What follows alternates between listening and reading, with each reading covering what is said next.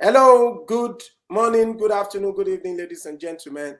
You are welcome to another episode of the Diaspora Global Panel. With me today, I have Jude Unwa Okolo from Dublin and Anthony Eze from the United States. I remain Olakunle Lemboye joining you from Canada. Before we start, let's do our weekly check-in.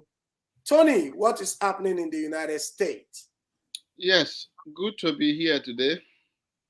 In the United States, the issue of Chinese spy balloon, the whole of the week, that was the main event, which we are kind of surveying the landmass of some United States. And at the end of the day, the president ordered the balloon to be shut down.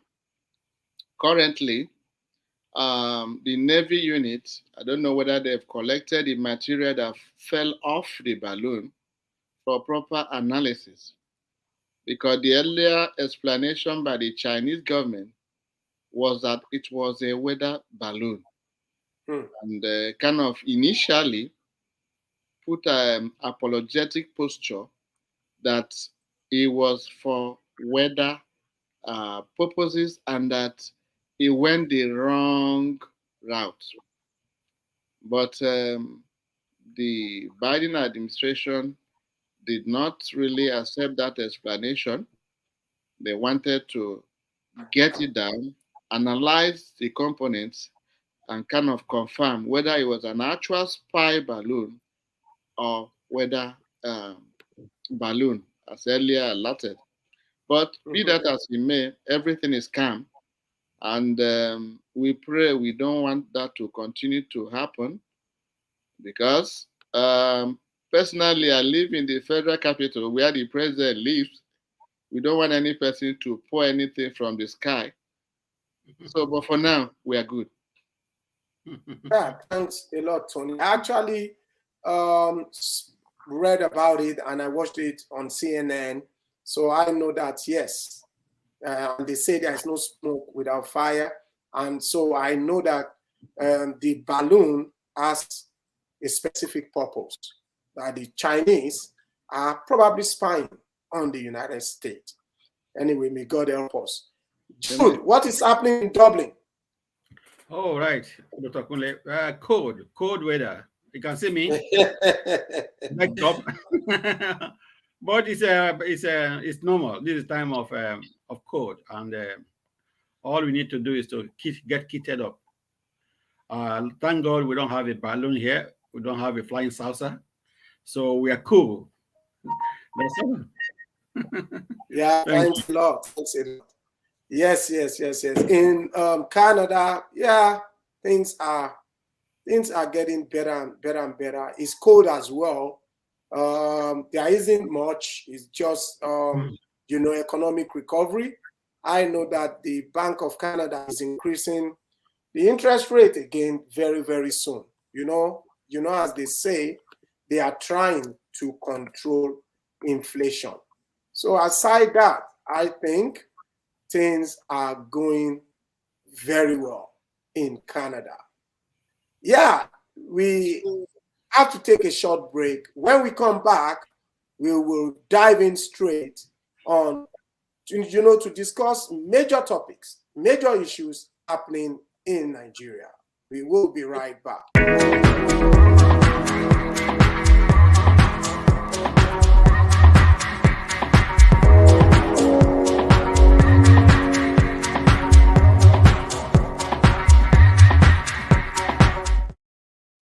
Yeah, welcome back. Yeah, Tony Jude, you see, despite, the deadline, the extension of the deadline, for, swapping the old currency to new ones in Nigeria, we see Nigerians, facing hardship. The banks are being besieged. And we know that, there is chaos everywhere. We see people stripping naked, trying to drum home their point, saying, we need money. Please give us our money. So, like we discussed last week, I said that, yes, this policy should have been, kind of, introduced like a year ago. The federal government should have given Nigerians a year or so to change the old notes to new notes. So we are seeing tremendous hardship, chaos happening in banks. We see some banks, that were looted. The ATMs were looted. You see chaos on the land. People don't have money to feed. You see, they go to the bank. You see, they want to withdraw 10,000 Naira. The cashier says, no, we only have, 1,000 Naira. It happened to somebody that is very dear to me. So I have to say, issues are happening in Nigeria. Tony, what is the feedback you're getting from home? What is the feedback? Thank you, Dr. Kunle. Yeah. You find out that it's all hardship. People cannot withdraw money. And some social media revelation indicated that some of these banks were actually hoarding the new notes. Because I think some representative of the central bank went around some of the commercial banks and discovered in their strong room that some of this money has been hoarded, and they were urging them live to discharge the money to the people who are outside them. The annoying thing we find out most of the time is that when the masses are suffering, the perpetrators of those crimes, which are the cabals in government, they don't have access to reaching them. It's the few available commercial bank buildings. And sometimes you have only one commercial bank and you go and burn it down. Where else will you going to operate your account? You're going to go to another state or another city to go and operate your account? So the masses on their part should be enlightened enough to know the right place to protest. We know the commercial banks are not doing well, but the few facilities you have, if you destroy it, where do you go from there?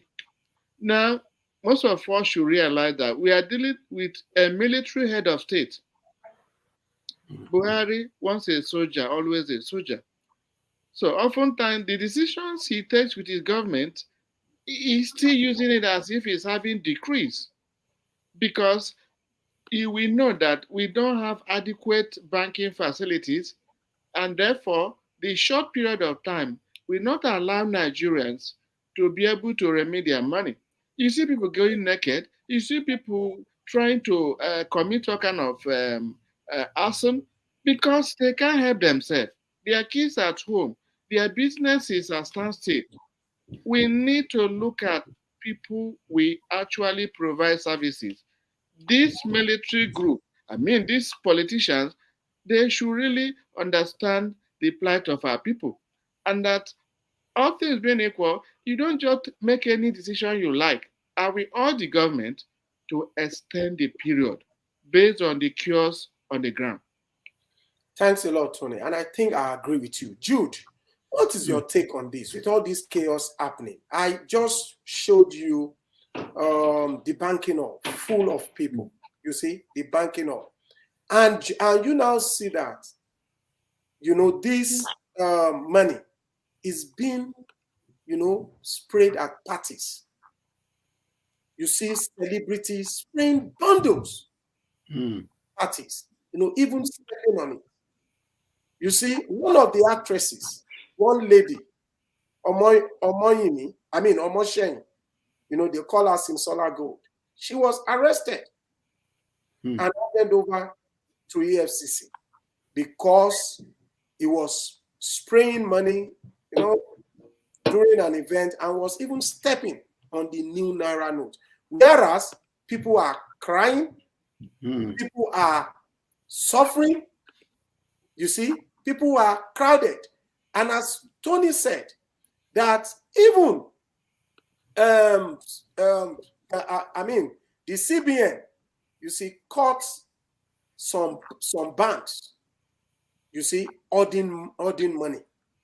You see, I'm going to play a video of the event that Tony was talking about. Jude, let's play. Currently at Sterling Bank Road, as part of this monitoring compliance with the guidelines by CBN, they have 6 million, which they've collected from the bank for almost 2 weeks. They've not disbursed any. They said they're here to configure their ATM. I do not know why that. And I brought attention to the penalty clause of 1 million per day, because they have 5 ATMs here, and so there's nothing stopping them from keeping. They don't have any reason for keeping this money. The zonal service manager, what's his name again? Tunde. By 10 a.m. latest tomorrow, because I told him by latest 10 a.m. I'll be here, and I want to see this machine dispensing this money. As you can see, Jude, yeah, what is your comment on this? This is appalling. Sure, Dr. Kule. It's very appalling. You see, the money we are talking about, the new notes are there. Rather than putting it in the machine, they're giving it out to people who have money. That's not the way it should be. If you make a law and you don't know how to implement your law, I wonder why they should continue. They should make a law in the first place. It wasn't, their intention was to make sure that they control the Naira, especially at this time. But it has gone to a different level. And who are we supposed to blame here? We have to blame those in authority who has implemented made a law, but they don't know how to follow it up. Your intention was good. We're all happy about it because we know what is coming on. Election is coming on and stuff like that. The money is so much in circulation. We were happy with that, but it's not the purpose of what we think that is happening at the moment. Nigeria is a cash society. The ground people the people on the floor needs money. The marketers, the traders, they need money. They need cash, and the only way they can get cash is go to the machine, withdraw their cash, or go to the bank. They give them cash. Then the money is not there. I have a friend who traveled from here to Nigeria. He told me, I called him yesterday. He said that he has some euro, but he cannot change the euro to Naira. He's having the money he brought from here to Nigeria, but he cannot convert it. I see, it's so appalling. It's not what it's supposed to be. And in fact, it's time. A lot of people in Nigeria now are really suffering. From everywhere we go, we hear. If you want them to give you a new note, say for instance, you want them to give you 700. You want to give them 700 Naira. They will ask you to bring 1,000 to 700, 100,000 to 70,000. That is, if you want to get the new 70 Naira, you pay extra money. Extra money. Everybody is using it as business. The bank managers, the POS guys, the point of sale guys, everybody is using it. You need 1,000. You will go. They will tell you, okay, I need 1,000, and they will say, before I can give you 1,000, you give me 300. So you just say, okay, take 300 out of 1,000. So they give you 700. Yeah. Can you imagine that? Everybody is spraying on each other, and this should not be so. This should not be so. And one thing I noticed, because I belong to a forum, you see, we've got some friends on it. Okay, these are people, ardent defenders, okay, of the Nigerian system. And I believe that they are defending the Nigerian system because they are benefiting from it at the expense of the innocent Nigerians. None of them have spoken about the chaos, about the mess that we are seeing. You see, it's been alleged that in some part of the north, they are trading in CFAs now, in CFA, because you see, Naira is short. Jude, I'm very sorry. No, sure. You can go ahead. No, go on. You analyze it. Now, you are just copied there. Exactly what I was about to say that you said. It's quite okay for me. If you leave these masses, look at them hanging there, and they don't have money to do anything. You are bringing more problem to the country. You are bringing more problem to the social menace in the country. If this can happen, this can happen here in this part of the world. Everybody, if there will be a skater, the government will never allow such a thing to happen here, because a shortage of even a milk here, shortage of milk will cause a lot of riots. They know that. Yeah. So for someone to say, oh, they don't money to feed himself, he has money, but he cannot get the money out. I just wonder what kind of government are we running there? What is happening? You know, it doesn't make sense. And these are people who are preparing to go for election this month, and he put them under pressure. So rather than concentrating on getting their PVC, their voters card and everything, they are even talking about feeding. So how are we going to get a credible election at this time? How are we going to get a credible election? We are saying that, yes, Tony, okay. Yeah, just jump in for a few comments. You see, in this program, I kept on saying sometimes the problem we have with Nigeria is that because of lawlessness, the masses are equally contributing to the problem of Nigeria. It's not just only the ruling class. The bank managers, the POS group, are they politicians? These are the people who, because nobody is held accountable in Nigeria, every person takes laws into their hand. If, just like Jude pointed out, if those who instituted this recycling, if they have gone to implement to make sure that all these commercial banks comply, we wouldn't be in this mess.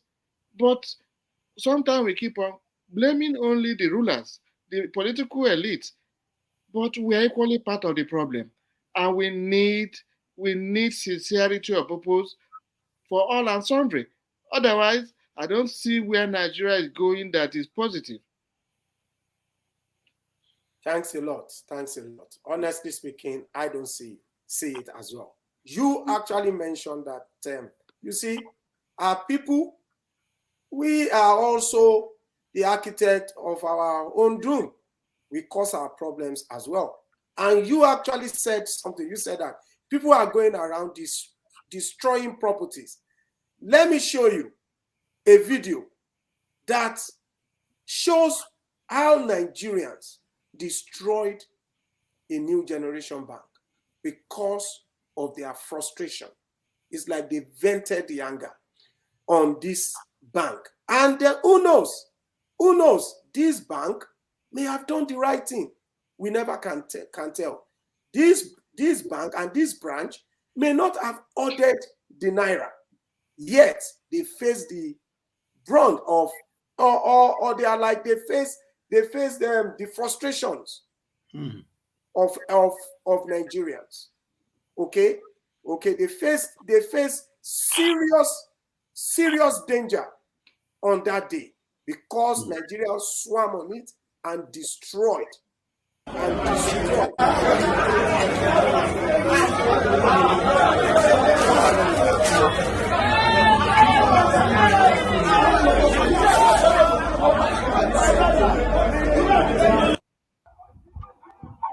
see the ATM?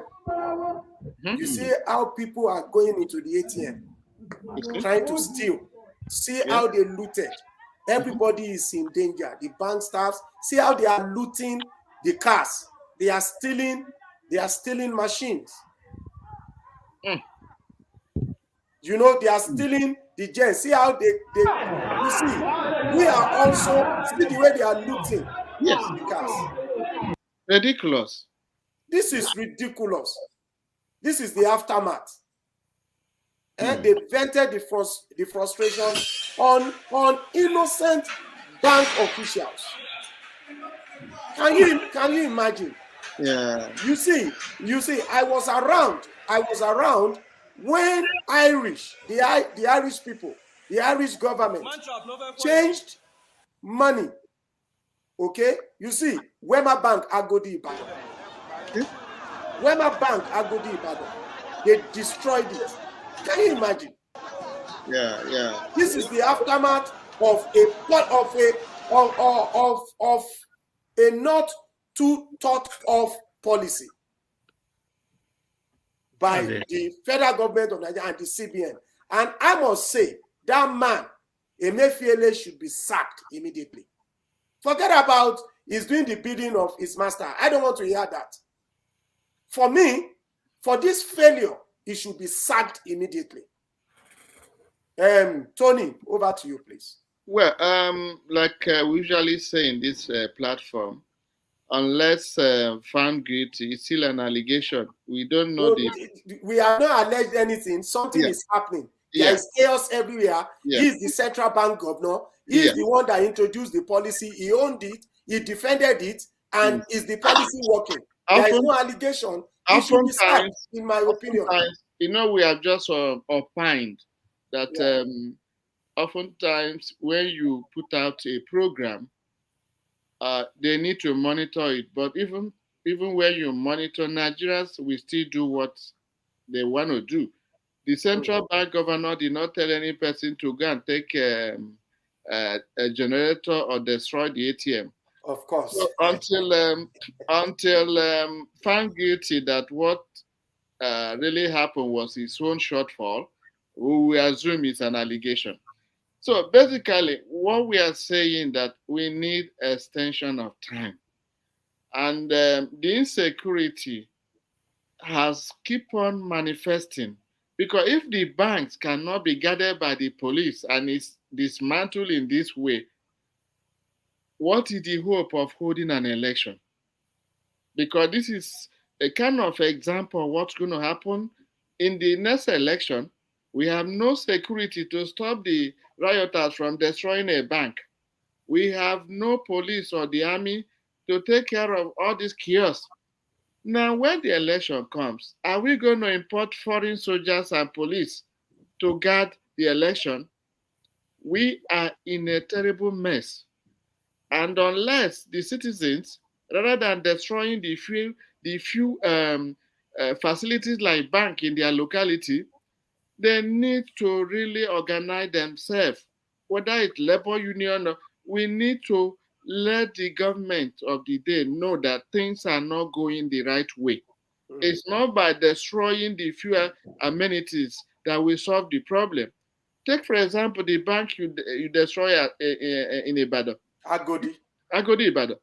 Do you know how long it will take for that bank, or it will never open again because of the violence? Yes. In the end, who is going to lose? The same masses. So, in effect, our people should grow up to know where to challenge. Even if you are putting up resistance for any policy, know the right place to go. If it's governor's house you want to protect so that they can channel your grievances to the authorities, okay. If you want to go to Asho Rock and protest or wherever, protest in the right place. Don't destroy what you have. It's like somebody who have very few food in the store at home. You go and destroy it. Where would you get the next meal? So the important thing is we need a lot of redirection of our people. And until we do that, things continue to go down the drain. Tony, that is, words of wisdom. Thank you for that. Jude, you saw the video. You heard Tony. Yeah. What do you think, the federal government should have done to alleviate this suffering? Even what the CBN guy said, he said 1 million per ATM or so. 1 million naira is cannot last with the way people are surging to the bank. 1 million naira cannot last for 1 hour. That is my own honest opinion. Yeah. This is not well, a ill-advised, implementation of the new notes. And I think that somebody high up there has to pay for this. Jude, what is your take on this? Thank you, Dr. Kunle. You see, my own take here is that what you see at the bottom, according to that video you shared, what you see there in looting is what is happening at the top. You see, it's a reflection. It's a reflection of the system. The down have no option. They said, you guys are stealing our money up there. Let's do something. But they are not stealing. They are stealing from private sectors. Private sector is not public sector. That was why Tony said, why don't you go to other places? Why are you venting your anger? You are venting it on innocent bank staffs. They have to do something, no matter how you look at it. They are just it's a circle. The top, when I mean the top, mostly the government officials, those who are there, who are well comfortable by looting as well, which we all know. They don't care. And the people at the down, they know that this is happening. And any opportunity they see to do their own, they will do. No matter who, even if it's your own property, Dr. Kunle, they will go there and break it in. Because they don't know who you are. All they need is, they are hungry, they need money, some of them have not eaten a day, one square meal a day, they have not eaten. A hungry man is an angry man. It can happen here as well, the Western world we are. You left a white man here without food, it's going to do more than what you are saying there. You see, that's why they implemented a social system here, social welfare, so that in any way, and they don't miss the day they collect their money. You cannot step it. If you walk in on Friday and you don't get your money, it's going to be a big chaos. There is always a problem. They go to the bank or the post office and they tell them, we are sorry, no, your money didn't come. You can't try it. You can't try it. You cannot even dream it. The government know about this. See, it's a social, you see, it's planning. That's why I'm saying that when this change, like we are saying, you said about MFLA should be sacked. In one way, you are right. If you got, because he funded it, he is the also, that was his policy. So they would have resigned. Of course. The sponsor, the program sponsor, this project sponsor would have resigned. Yeah, because his planning was wrong. He has a good idea, intention, but what about the planning? Before you do such a thing, you should plan it to start from the beginning to the finish, so that there will not be chaos. And the government would have asked him, the president would have asked him, guy, what happened? Yeah, we will know you have done it. We supported you to do this, but look at it, it's a breakage in the system. Jude, how can? Because we want to change currency. Do you know that when I got to Republic of Ireland, then in 2001, I think that was when they swapped the Irish pounds to the euro currency. Exactly. You see, and we didn't feel it. We didn't even know it happened. Nobody knew that happened. Nobody knew. Nobody knew. It was so seamless, and everybody, the transition was so easy. So easy. And we are now here. How can in Nigeria, giant of Africa, we are having, oh my God, this is yes, that's true. You see, you guys are comparing countries. We have to, because the people back home. I'm coming. The people back home, they keep saying, what is it? You understand? Yeah. We have to let them know that things ought to be done better. Exactly. You are correct. But I'm saying you are comparing a country that God created in a normal weekdays. They created Nigeria and some African countries on Sunday when God was already tired. When God was tired. Things are not happening well. By a Nigerian. You are a Nigerian, oh my God. You see, and one thing we are missing the point is that because of high corruption in Nigeria, every policy of government is a ground for looting.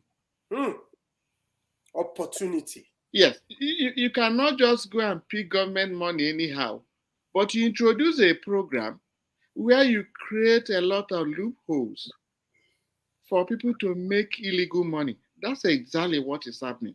Wow. Recently, it was alleged that a particular governor withdrew over 500 million.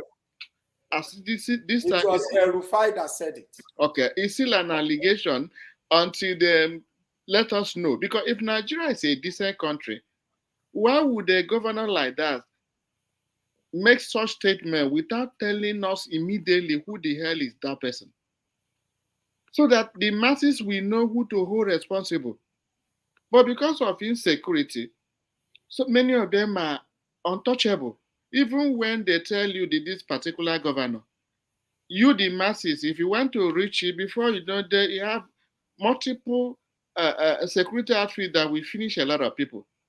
These are the people we voted into power who want to go back to retain the seats, and they are more powerful than the voters. It all goes well to tell us about high rigging of election because they don't have any good name to protect. They believe whether you like it or not, we will rig ourselves back to our position.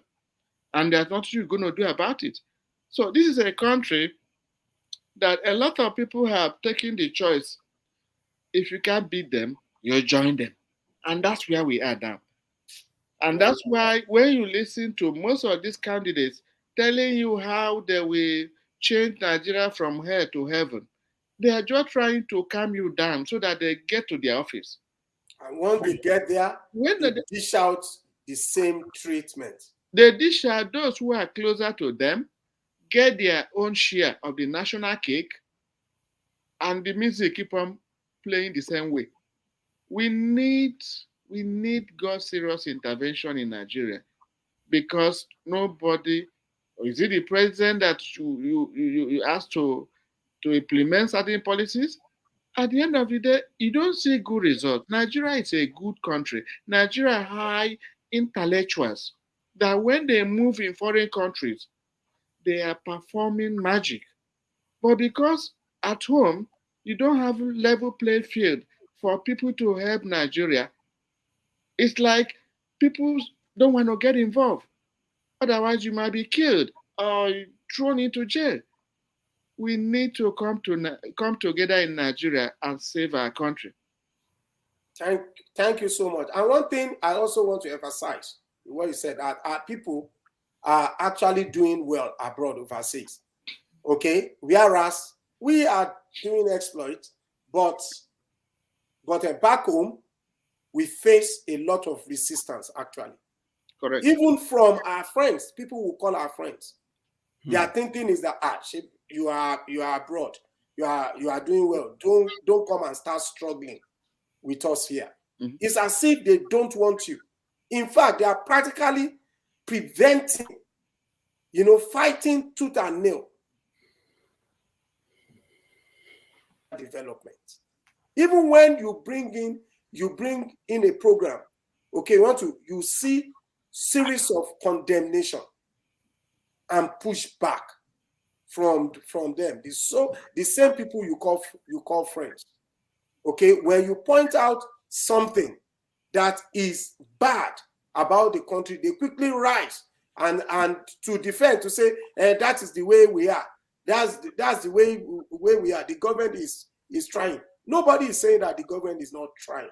The government is trying, but we cannot just close our eyes, fold our arms to all the rot that we are seeing everywhere. Look at it. In Owambe parties, the money is available. They are spraying it like in bundles. How did they get it? It's from our so-called friends, elite, bankers, the bank managers. Are they not the ones? There is this story about this actress, okay, Oluwadarasimi Omoseyin, who was arrested. They call her Simisola Gold. She was arrested, like I said before, and handed over to EFCC because there was a video that showed up online on social media, and that video, it was depicted there that she was spraying by and was even stepping on the new note. You see, for me, the legality of her being arrested because she sprayed her money is another question. Because I don't see the sense in it, in them arresting her. And now, you know, putting her on social media as if she is a criminal. This lady, to me, has not done anything wrong. The only thing they should have done is that, how did you get it? Okay, reveal to us where you got it, and if it doesn't play ball, then they can charge her. This is part of the illegalities, you know, the jungle justice that we see in Nigeria. How can a government agency arrest and parade somebody for spraying our own money? Yeah, I mean, I'm lost here. Let me just give the floor to Jude, and then Tony, you take it after Jude. Jude, what is your take on this? Do you think this girl, this lady, you know, should have been dealt with like this? Why should they? Why? It's a jungle justice. I don't know what kind of this lady have a case here after this to take the federal government to court because she spent her money. She knows how to get her money, and she has the right to use the money the way she wants. So the point would have been, like you said, where did you get all this money? How come about you have money where they say there's no money? Yes, these bundles.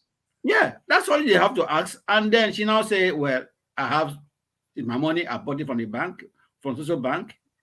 And they go to the bank and query those people who sold the money to her. That's how it's supposed to be. So she has no case to answer. But if she have that kind of mentality to follow it up, it doesn't end there.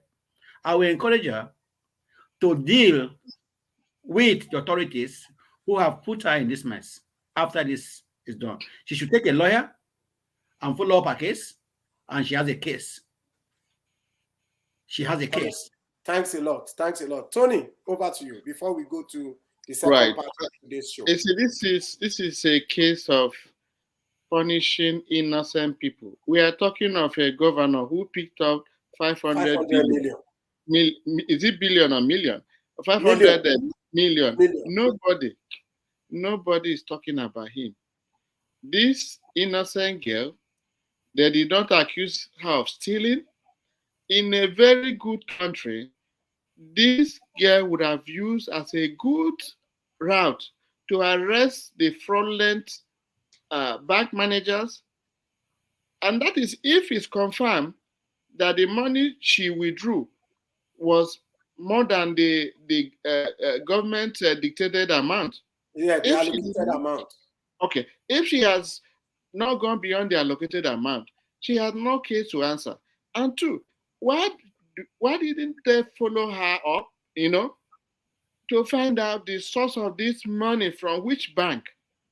That could have helped the masses to make sure that those people are disciplined and the remaining money they may be holding in their strong room will be taken out and given to customers.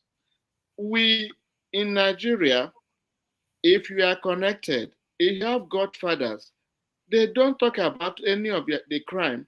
But as soon as you are not from the Kabah group, most of these political elites, most of their children spend more than what we are talking about. And nobody cares. Nobody talks about it.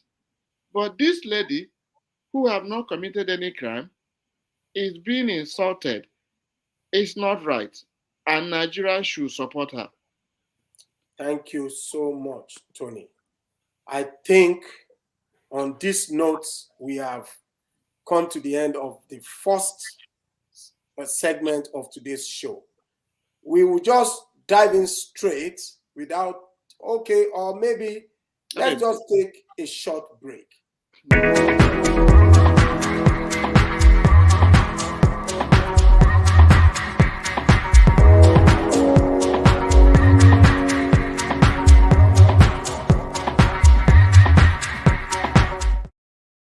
Yeah, you are welcome to the second segment of today's show. Yeah, I think we did justice to the new Naira note, and we just pray that our people get the needed and necessary relief, on this in this journey. Because I know that not having money to spend could be extremely difficult for our people. And may God help Nigeria, and may Nigeria succeed, and may God help our leaders as well, because we need to remember to pray for our leaders, to steer the ship of this great country to the right destination. Yeah, let's just move in straight to the second segment. My brothers and friends, El-Rufai, this guy has been making waves for the past couple of days. You know what? Let me just play this video just to usher in this topic. Basically, in a nutshell, he has just accused, elements in Aso Rock wanting APC to lose the presidential election.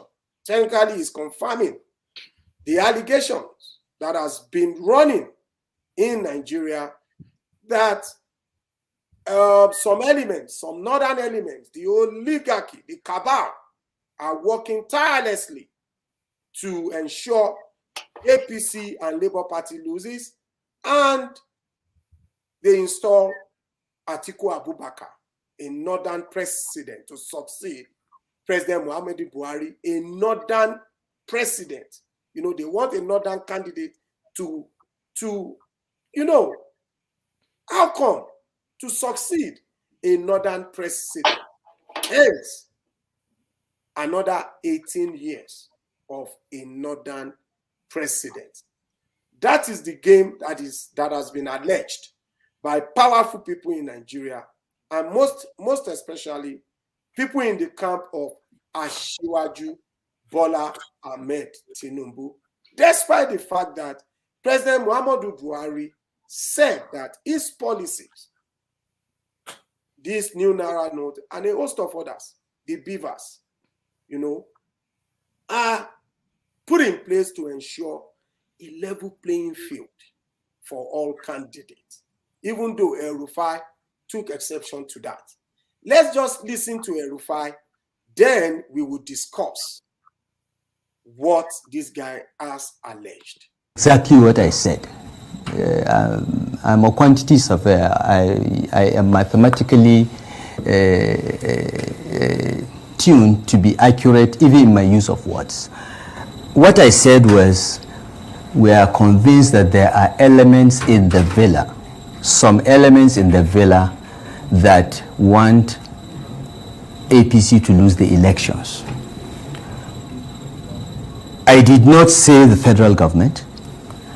I did not say Asiwaju Bola Tinubu. I said APC, all right?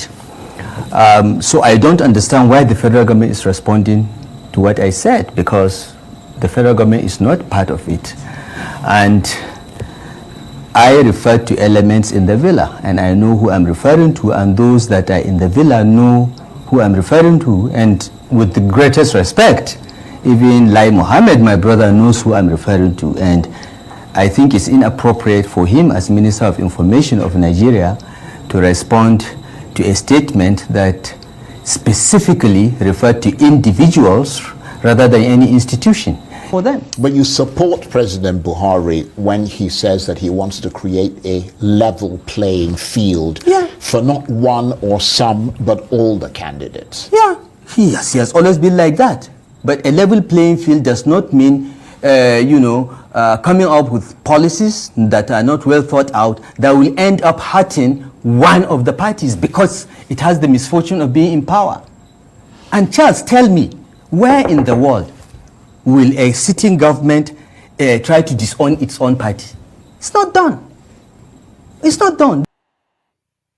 So, my friends, this guy just technically berated President Muhammadu Buhari. And it made sense by saying that where in the whole world will a sitting president be hurting his party or berating his. See, Tony, President Olusegun Obasanjo, installed Shehu Yadua. Let me leave it at there. I said, let me leave it there. Let me leave it there, okay? Tony, please take it away. Analyze this. What is your take? In modern politics, in most countries, when a current government is about to leave office, their flag bearer, they usually have a kind of teamwork to see their flag bearer succeed. So it's conventional. The point is that oftentimes, if somebody is breaking news, you need to realize the integrity of the person breaking the news. And this is Governor El-Rufai. If we back up, we know for sure that a time President Buhari was quoted as saying, or his aides were quoted as saying that he will campaign for Tinubu in 10 northern states. I'm not sure whether that happened. So that could lay credence to the fact that probably something is happening to keep power in the north for the next 8 years coming. Now, but when we go forward to El-Rufai from earlier outbursts about the presidential candidate of Labour Party, of being a Nollywood actor and all that, and analyzing and comparing a local government in a northern state to the size of Anambra State, it begs to question the authenticity of some of the utterances. It's one thing to be a quantity surveyor, it's one thing to go through a university, and at the same time to be educated. Most of the data coming out from this governor lacks some merits. But we will not throw out most of the insights he put out there about some people planning. We know it's always there. The northern cabal, they know that southwest and southeast and some southerners, they don't cooperate. So it's like we play to their trap.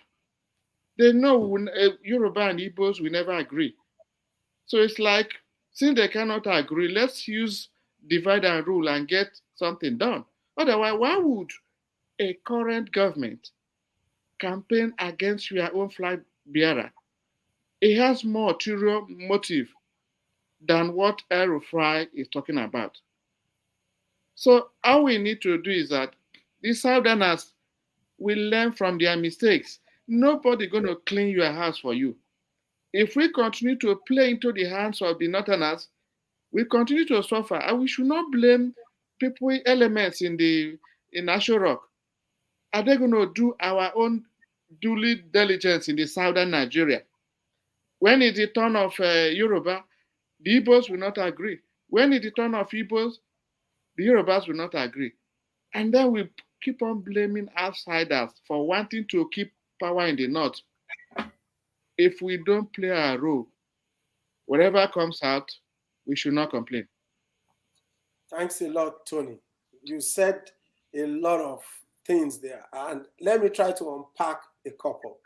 Yes, I think that when I initially heard what El-Rufai said regarding Peter Obi, I felt bad, because it was too explicit. However, I started thinking it was one of the northern governors that actually ensured Tinubu emerged as president. It was one of the very few. They stood toe-to-toe against Ahmad Lawan. So for me, I'm thinking that this guy is just defending his party. Even though in fact, up to the point of us starting this program, I was against what he said. But when you now said it now, I read something different from it, the way you expressed it, which was this guy is telling us their secrets and we keep attacking them. He has just told us their secret. And I think what he said, has been proven historically.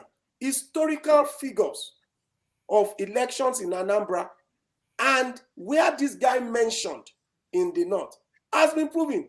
One local government would deliver the votes of the total Anambra. And we did say it here on this program 3 weeks ago, when we watched a guy that did the analysis state by state and was saying that, listen, when the northern people are saying that they are going to win, we keep saying, we keep fighting. But it's true. He now did the analysis.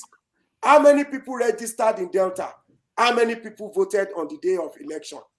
How many people registered in Anambra? How many people voted on the day of election? He compared it to how many people registered in Kaduna, how many people voted. How many people registered in Kano, how many people voted. This is just my thought. I believe that what we should take away from that is that we have to come out and vote en masse. Yeah. One.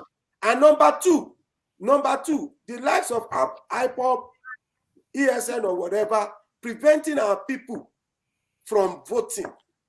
This should be a warning, a lesson for them. Let our people come out. Let us vote en masse to counter. Yeah. To counter, you see, what has been our bane. Yeah. Historically. Yeah. Let me elections in Nigeria. Yeah, just correct. Add something. Sorry. Yeah. What El-Rufai is saying. Yes. There is a big difference between voters' apathy and the size of votes. Yes. We know there's voters' apathy probably in Anambra. That does not mean that a whole state, the number of voters, is less than one local government in the north. He made specific mention of the local government. Yeah, I don't know. I can't remember. And I am telling you, his figures are correct. No. That local government, let me tell you, in Anambra, let's say let me tell you in Ogun State, okay? This is just an hypothetical case. And Jude, you can come in if you want to. Right. In Ogun State, let me tell you, as at 2008, okay, we typically have about 500 and something people, you see, registered to vote out of 1.something million. Okay, you are talking about population. Yes. We are not talking about population. We are talking about the people that registered. Your voters registration, you can be 20 million in a city. If the 20 million don't come out to register, they can't vote. Okay, makes sense. You get it? He's talking about people that have obtained voters card. But I think that he has made an error because he is judging it by historical figures. So the error he has made is that, there was a surge in voter registration in the South. I think he has miscalculated there. But going by past records, what this guy said, perfectly correct. Jude, over to you. Yeah, sure. What this guy said makes meaning to me. For the father, the president of the country, Nigeria, is a member of APC. He is the leader of APC. He should pioneer the APC to victory. And if he doesn't do that, he has breached the constitution of APC. Just like we have seen in Cross River, where PDP suspended someone who is against, who didn't come out for rally. So they suspended the Wike supporter. Yeah, something would have done to Buhari, because they have a constitution They have an oath to defend their party. He contested under the flag bearer of APC, not under the flag bearer of Buhari. Of Nigeria. Yes, of Nigeria. And I see no reason why he should not full back Bola Asiwaju. There's something behind that. It is clear that he's playing games. That is what is calling Northern Agenda. That's just an agenda. For Atiku Abubakar to emerge again. It's just, exactly. And Tony said it. If the South can just agree, what is wrong in Peter Obi doing the next 4 years? The Southwest, we have had our portion. If he's against Bola Tinubu, sorry. If he's against Bola Tinubu and he's not supporting Peter Obi, then who else is he supporting? It's Atiku now. It's clear. We are not, and that was what this guy was saying, that we are not fools, that we are educated. I didn't play it to that extent. El-Rufai, the game, we know the game that is playing. So anyway, we have come to the end of the show of this segment before we get to Tony's L tips. I'm not sure if you are prepared for us. However, Tony, if you have anything to say in wrapping up, please do so. Yeah, before I go to the help tip, it's very obvious that there's a northern agenda. But in summary, let the southern people cooperate. Because if we cooperate, we will be able to wrestle power and keep it for a while before it becomes their own turn. And then let's INEC have a credible and fair election, so that if it's fair, we will support whoever wins legitimately. But there's no need to have underground maneuver deceiving us that the election is coming, when in reality, they already have results. It's just for people to risk their life to go to voting centers when the result is already made up in some part of the country. That would be my take for that. All right. So, okay. Tony's L tips. Yes. Our audience, you remember, we usually start by letting you know that we are not experts. These are health tips that you must not, I repeat, you must not implement anything without meeting your primary care provider. I'm a nurse practitioner and I'm at the level of a physician, what you have at home. But we always want people to go and confirm with your primary care, the one you call your doctor, because they are the one who know your medical history. They know what medication you are allergic to, what kind of food allergy you have, so that you don't just take anything or implement anything that will be injurious to your health. This segment we usually talk about medical checkup, and today we'll kind of focus on diabetes. Diabetes in some location in Nigeria is a clear, a dangerous systemic disease, because oftentimes we don't keep to instruction, and sometimes the social, the medical health insurance is not there. I will just quickly say a feedback I got from the last episode. Somebody called me and said, even when we discover all these disorders during medical checkup and we don't have a way of treating it, are you not wasting your time telling us to discover new diseases? And I kind of concur with him in a way. And it begs for the incoming administration to consider health insurance in Nigeria. Abroad, people who cannot treat themselves, government has health insurance, free health insurance. Nigeria can afford it because we have the resources. So back to diabetes. Apart from sometimes pediatric diabetes is not curable. Because you hear over the social media, herbs, they will tell you, or your pastor say, through miracle, you will cure your diabetes. That is wrong. You cannot cure it. You only manage to keep your blood sugar within normal range through diet, through medication, through exercise in losing weight. If you want to keep on believing that you have been curing, you are making the complication of diabetes to come as soon as possible. We have seen people who have amputated leg because of a neuropathic problem caused by complication of diabetes. You've seen people who have lost their eyesight because of the complication. You see people who have heart attack and stroke, kidney problem. These things are obvious. If you don't maintain your blood sugar within the normal range, that's a problem.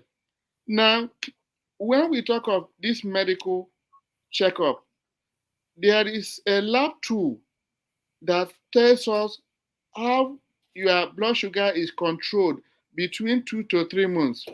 It's called hemoglobin A1C. Your doctor should know that.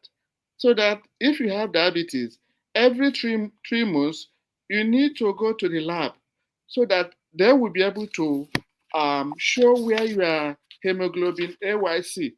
For most people who have not other disorders, your hemoglobin A1C is supposed to come within 7%, below 7%. In fact, as low as the normal range should be between 5.7, between 5.7 and less than 6.5.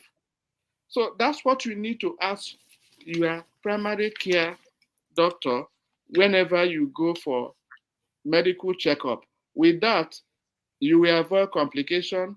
With that, you live a useful life and you will be better. But don't believe diabetes can be cured.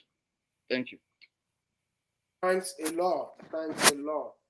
Yes, diabetes. You actually nailed it on the head. And it's like, please, as Tony said, please consult your primary health care provider before you kind of implement some of the suggestions that we make on our show. You know, we know that Tony is formidable. He works in this field. He's at the level of a physician. So I know that he is an authority. But, you know, just to be cautious, because your primary health provider knows you. So just on the caution side, just consult your healthcare provider. Yeah, we have come to the end of another episode of the Diaspora Global Panel. I want to say a big thank you to Anthony Eze from the United States and Jude Unwa Okolo from Dublin. Jude, you are a star. I know that in Dublin now, it's close to 1 o'clock in the morning, 1 a.m. Thank you so much. Yeah. I know your passion. You know, I know your passion. In fact, you deserve an applause. I know your passion. Honestly. This is Jude, I must tell you, thank you so much. You know, for being with us and for staying up. We appreciate that we have this program. Thanks a lot, Tony. So please, our viewers, give us a like and subscribe to our channel. We want you to be part of our show. Please give us a call on +35 387 226 65271. I remain Olakunle Lemboye, joining my wonderful colleagues from Canada. See you again next week.